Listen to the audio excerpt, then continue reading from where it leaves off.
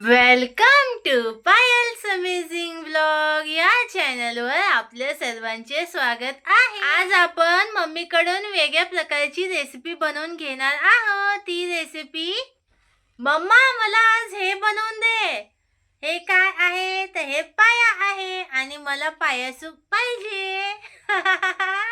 तर चला मम्मी कशी बनवते आहे आपण बघूया। तुम्ही पण बघा मी पण बघते।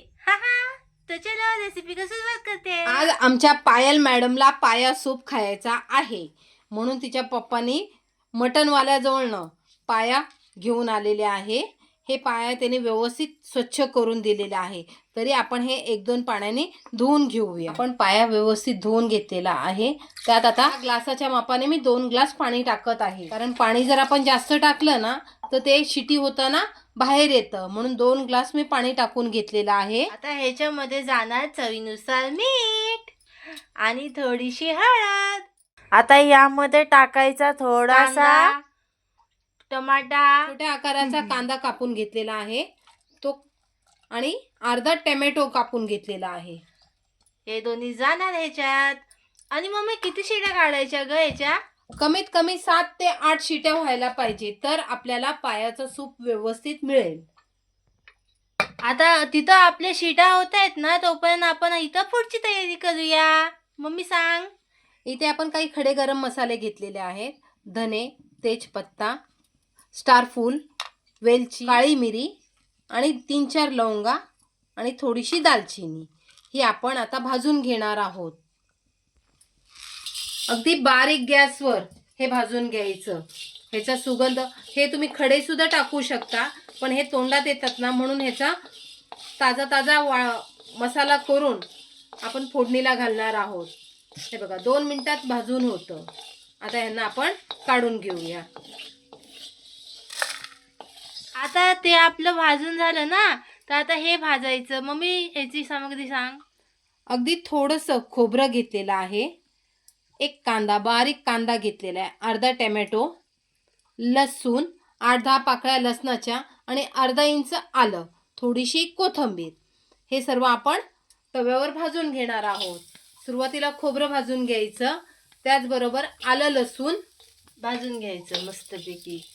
जास्त काळं करायची गरज नाही, तेलही टाकायची आवश्यकता नाही, अगदी फक्त कोरडंच 2 मिनिटं भाजून घ्यायचं आणि त्याला असं बाजूला करायचं आणि त्याचसोबत कांदा टमाटर टाकायचा। कोथिंबीर भाजायची आवश्यकता नाही। कांदा टाकल्यावर मात्र थोडंसं तेल टाकून घ्यायचं, कारण कांदा भाजायला तेल लागतं आणि सांभाळून हात भाजू शकतो तेल टाकताना। कांदा चांगला लालसर भाजून घ्यायचा। असा आपला कांदा भाजून झालेला आहे। आता आपण ह्याला काढून घेऊया मस्तपैकी। आता आपण हा मसाला वाटून घेऊया भाजलेला। हा खडा मसाला सुरुवातीलाच वाटून घ्यायचा। आपली 1 शिटी झालेली आहे। दुसरी शिटी हो, ही झाली दुसरी शिटी। आता आपण कांदा खोबरं हे मिक्सरमधून बारीक अशी याची पावडर करून घेऊया। सोबत ही कोथिंबीर पण टाकायची। आणि हे बारीक झाल्यानंतर आपण जो हा वाटून घेतलेला खडा गरम मसाला आहे, हा सुद्धा ह्याच्यातच मिक्स करायचा। मी आताच टाकून देते, नंतरचा प्रश्नच नको। लागेल तसं पाणी टाकून बारीक अशी ह्याची पेस्ट बनवून घेऊया। आता आपण इथं मसाल्याची तयारी करूया। आता इथं थोडंसं तेल मम्मीने टाकलेलं आहे, अर्धी वाटी तेल टाकून घेतलेलं आहे। तेल चांगलं कडकडीत गरम करून घ्यायचं।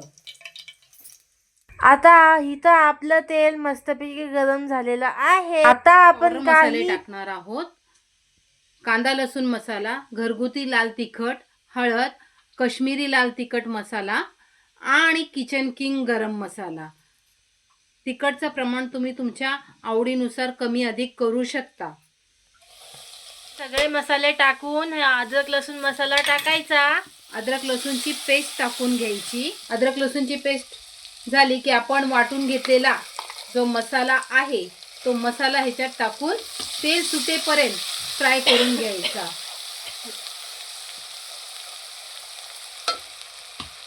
त्यावरच थोडीशी कोथिंबीर टाकून घ्यायची आणि गॅस अगदी बारीक करायचा.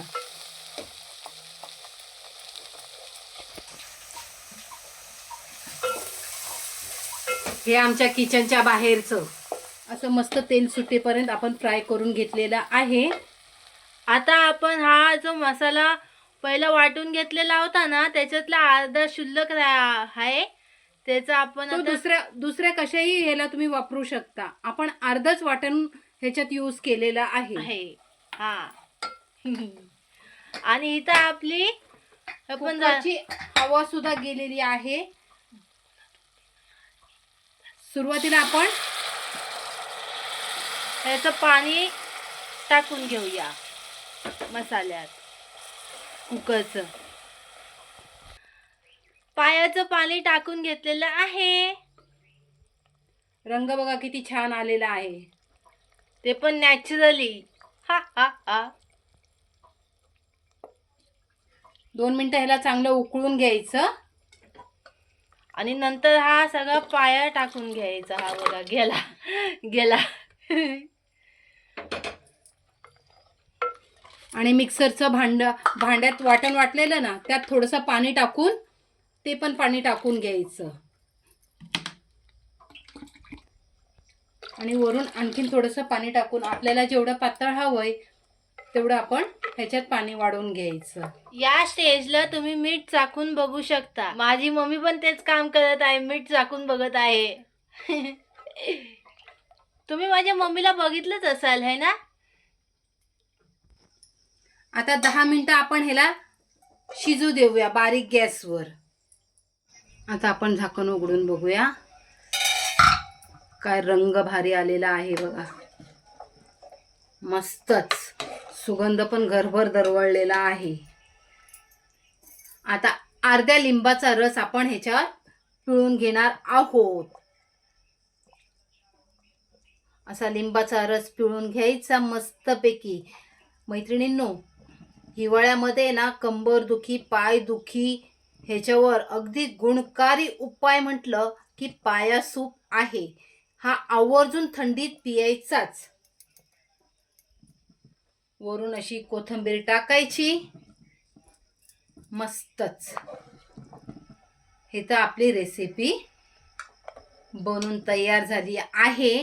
पण 10 मिनिटं गॅस बंद करून हे असंच ठेवायचं आणि 10 मिनिटानंतर खायला घ्यायचं. मैत्रिणींनो, तुम्हाला जर आजचा हा पाया सूपचा व्हिडिओ आवडला असेल तर लाईक करा, शेअर करा आणि आमच्या चॅनलला सबस्क्राईब करा. भेटूया पुन्हा नेक्स्ट व्हिडिओ मध्ये. Bye bye.